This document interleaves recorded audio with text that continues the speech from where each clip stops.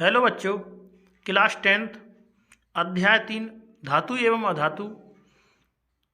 इस चैप्टर में हम धातु एवं अधातु के वस्तुनिष्ठ क्वेश्चन हल करेंगे जो आपकी वार्षिक परीक्षा की दृष्टि से बहुत ही महत्वपूर्ण होंगे।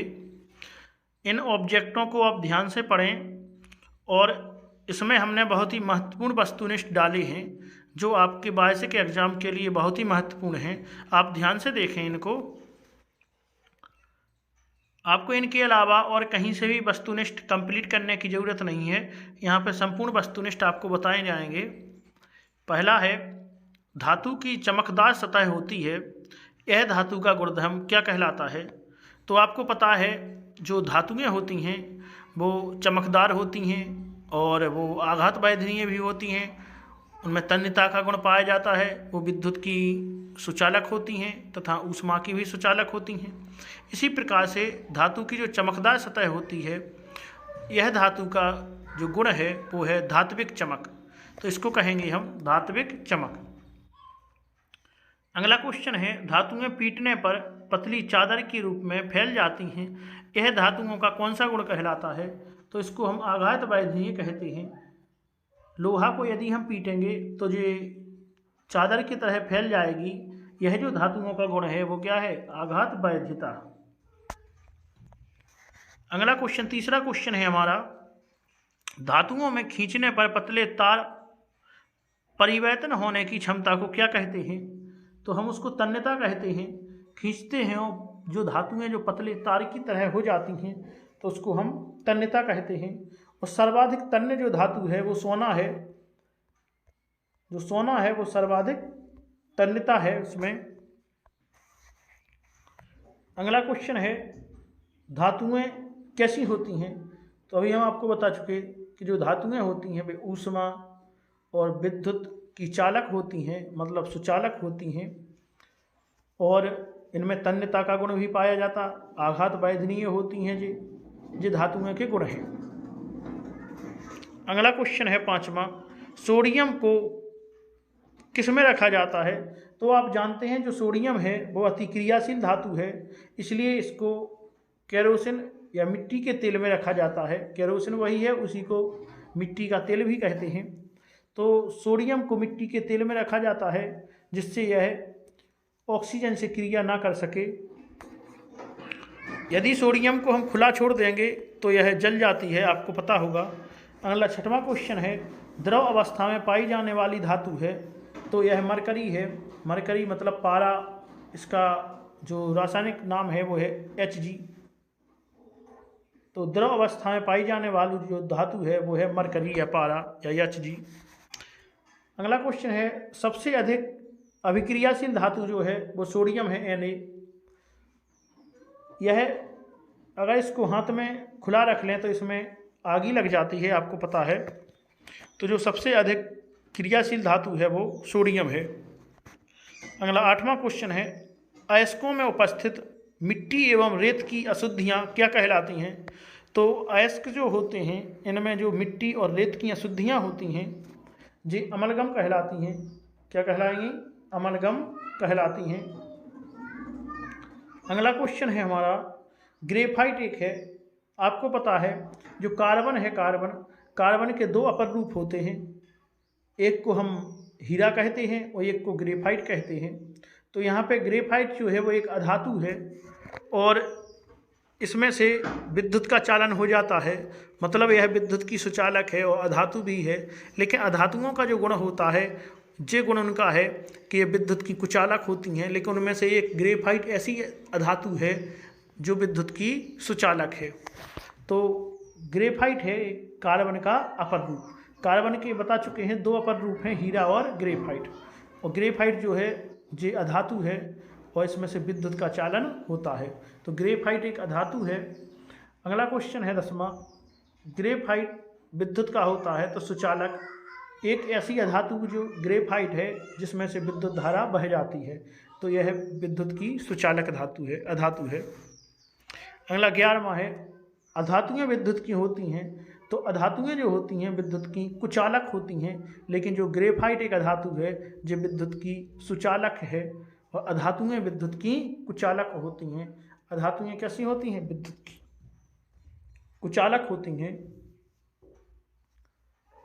मिश्र धातु का एक उदाहरण बताइए। तो मिश्र धातु जो है वो कांसा एक मिश्र धातु है। अगला 13वां क्वेश्चन है, दो या दो से अधिक धातुओं के समांगी मिश्रण को क्या कहते हैं? तो मिश्र धातु कहते हैं हम दो या दो से अधिक धातुओं के समांगी मिश्रण को मिश्र धातु कहेंगे। क्या कहेंगे? मिश्र धातु कहेंगे। अगला क्वेश्चन है 14वां, भंगुरता प्रायः किसका प्रमुख गुण है? तो जो भंगुर होती हैं ये अधातुओं का गुण है। भंगुरता किसमें पाई जाती है? अधातुओं में पाई जाती है। तो अधातुओं का एक जो गुण है ये भंगुरता है। अगला 15वां क्वेश्चन है, किसका उपयोग थर्मामीटर एवं बैरोमीटर में किया जाता है? तो थर्मामीटर और बैरोमीटर में पारा मरकरी का उपयोग किया जाता है, Hg का। यही द्रव अवस्था में पाई जाती है। जो पारा और मरकरी है यह द्रव अवस्था में पाई जाने वाली धातु है। अगला 16वां क्वेश्चन है, धातुएं किसके साथ मिलकर प्रायः क्षारीय ऑक्साइड बनाती हैं? तो जो धातुएं होती हैं ये किसके साथ मिलकर क्षारीय ऑक्साइड बनाती हैं? तो यह ऑक्सीजन के साथ मिलकर, किसके साथ मिलेंगी? ऑक्सीजन के साथ मिलकर क्षारीय ऑक्साइड बनाती हैं। यह वस्तुनिष्ठ जो है आपके वार्षिक परीक्षा के लिए बहुत ही महत्वपूर्ण है।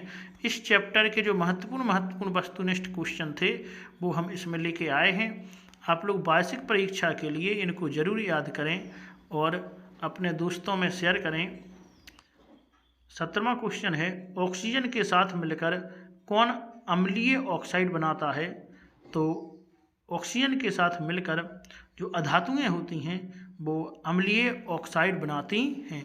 तो इसका आंसर है अधातु। अगला 18वां क्वेश्चन है, धातुएं विद्युत की कैसी होती हैं? तो जो धातुएं होती हैं वो विद्युत की धनात्मक तत्व होती हैं और अधातु जो होते हैं विद्युत के ऋणात्मक तत्व होते हैं।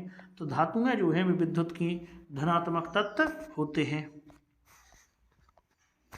अगला 19वां क्वेश्चन है कि अधातुएं विद्युत की कैसी होती हैं? तो हम बता चुके हैं अधातुएं विद्युत के ऋणात्मक तत्व होते हैं और धातुएं विद्युत की धनात्मक तत्व होती हैं। याद रखना है, धातुएं विद्युत की धनात्मक होती हैं और अधातुएं विद्युत की ऋणात्मक तत्व होते हैं। अगला 20वां क्वेश्चन है, जिंक तथा एल्यूमिनियम के ऑक्साइड कैसा गुण प्रदर्शित करते हैं? तो जिंक तथा एल्यूमिनियम के जो ऑक्साइड होते हैं वो अम्लीय तथा क्षारीय दोनों गुण प्रदर्शित करते हैं। अम्लीय और क्षारीय दोनों गुण प्रदर्शित करते हैं जिंक तथा एल्यूमिनियम के ऑक्साइड। अगला क्वेश्चन है, अभिक्रियाशीलता के आधार पर अवरोही क्रम में व्यवस्थित धातुओं की सूची को क्या कहते हैं? तो अभिक्रियाशीलता के आधार पर अवरोही क्रम में व्यवस्थित धातुओं की सूची को हम सक्रियता सूची कहते हैं। क्या कहेंगे? सक्रियता सूची कहेंगे। 22वां क्वेश्चन है, धातुओं के यौगिक को प्रकृति में खानों से प्राप्त करते हैं, इसे क्या कहते हैं? तो धातुओं के जो यौगिक होते हैं उनको प्रकृति से खानों से प्राप्त करते हैं, इनको हम खनिज कहते हैं। तो जो खानों से प्राप्त होते हैं उन्हें हम खनिज कहते हैं। अगला 23वां क्वेश्चन है, वे खनिज जिनसे धातुएं मितव्ययता के साथ प्रचुर मात्रा में निष्कासित की जाती हैं वो क्या कहलाते हैं? वो धातु अयस्क कहलाते हैं। तो वे खनिज जिनसे धातुएं मितव्ययता के साथ प्रचुर मात्रा में निष्कासित की जा सकती हैं उनको हम धातु अयस्क कहेंगे। अगला 24वां हमारा क्वेश्चन है, ऐसे खनिज जिनमें धातुओं का आसानी से तथा लाभदायक तरीके से निष्कासन किया जा सकता है वो अयस्क कहलाते हैं। फिर से सुनिए, ऐसे खनिज जिनमें धातुओं का आसानी से तथा लाभदायक तरीके से निष्कासन किया जा सकता है वह अयस्क कहलाते हैं। तो इसका आंसर है अयस्क। क्या कहलाते हैं? वो अयस्क कहलाएंगे। अगला 25वां क्वेश्चन है, दो या दो से अधिक धातुओं अथवा एक अधातु एवं एक धातु के समांगी मिश्रण को क्या कहते हैं? तो मिश्र धातु कहते हैं। तो हम कहेंगे दो या दो से अधिक धातुओं के समांगी मिश्रण को क्या कहते हैं? तो मिश्र धातु कहते हैं, या इस प्रकार से भी बना सकते हैं इसको, दो या दो से अधिक धातुओं अथवा एक धातु एवं एक अधातु के समांगी मिश्रण को क्या कहते हैं? तो मिश्र धातु कहेंगे। 25 क्वेश्चन हो गए हैं। इन वस्तुनिष्ठों में हम महत्वपूर्ण वस्तुनिष्ठ लेके आए हैं। इन वस्तुनिष्ठों से आप रिक्त स्थान और सही जोड़ी, बहुविकल्पीय, एक शब्द में उत्तर सभी कवर कर सकते हैं। अगला 26वां क्वेश्चन है हमारा, लंबे समय तक आर्द्र वायु के संपर्क में रहने पर लोहा और लोहा जैसी कुछ धातुओं की सतह संक्षारित हो जाती है। इस परिघटना को क्या कहते हैं? तो इसको हम संक्षारण कहेंगे। क्या कहते हैं? संक्षारण। तो संक्षारण जो घटना है, यह लोहा में जंग लगना एक संक्षारण की घटना है। और जो संक्षारण होता है,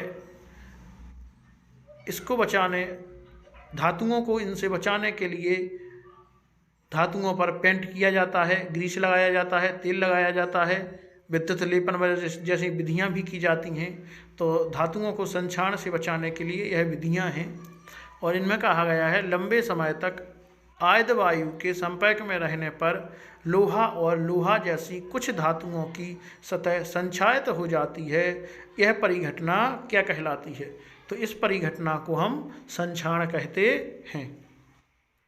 अगला 27वां क्वेश्चन है, अयस्क में उपस्थित वैध पदार्थ को क्या कहते हैं? तो जो अयस्क में वैध पदार्थ उपस्थित होते हैं उनको हम गैंग कहते हैं। उनको क्या कहेंगे? गैंग।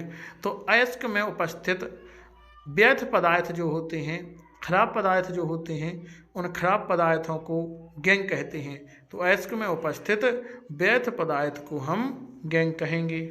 27 क्वेश्चन हो गए हैं। अगला 28वां क्वेश्चन है, जो ऑक्साइड अम्लों एवं क्षारों दोनों से अभिक्रिया करके लवण एवं जल बनाते हैं, वो उभयधर्मी ऑक्साइड कहलाते हैं। क्या कहलाएंगे? उभयधर्मी ऑक्साइड। फिर से देखें, जो ऑक्साइड अम्लों एवं क्षार दोनों के से अभिक्रिया करके लवण एवं जल बनाते हैं, वो उभयधर्मी ऑक्साइड कहलाते हैं। यह ऑब्जेक्ट आपकी वार्षिक परीक्षा की दृष्टि से हैं। 29वां क्वेश्चन है, कौन सी धातु ठंडे एवं गर्म जल में अभिक्रिया नहीं करती है? तो वो Fe है। जो Fe जो है वो ठंडे एवं गर्म जल में अभिक्रिया नहीं करती है। अगला 30वां है, विद्युत तारों पर एक अचालक पदार्थ की परत चढ़ी होती है, इसके लिए प्रयुक्त पदार्थ है। तो PVC जो है, PVC एक अचालक पदार्थ है जिससे जो विद्युत तार होते हैं वो ढके होते हैं। तो हमारे 30 क्वेश्चन हो गए हैं और इस वीडियो में हमने वस्तुनिष्ठ क्वेश्चन हल किए हैं जो आपके वार्षिक एग्जाम की दृष्टि से बहुत ही महत्वपूर्ण हैं। आप इनको ज़रूर याद कर लें। यदि आपको अपने जो चैप्टर है इसमें अच्छे नंबर लाना है और ऑब्जेक्टों की बहुत ही अच्छी तैयारी करनी है, तो आप लोग इन वस्तुनिष्ठों को बहुत ध्यान से पढ़ें, जिससे कि आपकी वार्षिक परीक्षा में ऑब्जेक्टों की तैयारी कंप्लीट हो सके। तो धन्यवाद बच्चों, आज के लिए इतना ही। अगले वीडियो में आगे देखेंगे। आप लोग इसी तरह अपना प्यार बनाए रखें। धन्यवाद।